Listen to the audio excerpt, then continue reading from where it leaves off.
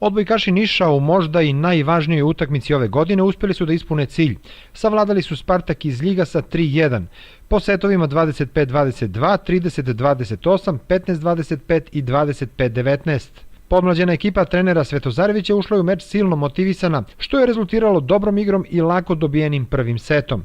Prvi set smo korektno ušli, igrali dobro, normalno kako smo se dogovorili, nismo iskoristili neke kontre pa smo ušli u neku, da kažem, onako završnicu egal, ali maltene ceo set je bio, od početka do kraja smo imali prednost i igru i dobili. U drugom setu Nišlije su gubile sa 24-17, ali su pravim čudom, nakon serije dobrih servisa Tokića, uspele da uz frenetično navijanje ovaj deo igre dobiju sa 30-28. Očekivalo se da će na krilima publike u visokom ritmu odigrati i treći set, ali došlo je do velikog pada, pa su nekako bez energije odbojkaši Niša glatko izgubili treći set sa 25-15.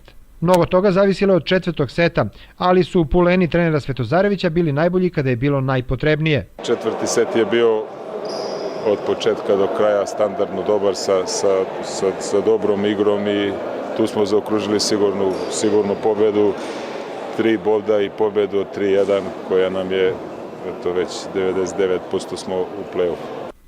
Preko potrebnu energiju u finišu utakmice uneo Davide Kovač, sin proslavljenog reprezentativca Bobe Kovača, a cela ekipa odigrala je na znatno višem nivou nego u prethodna 2 seta.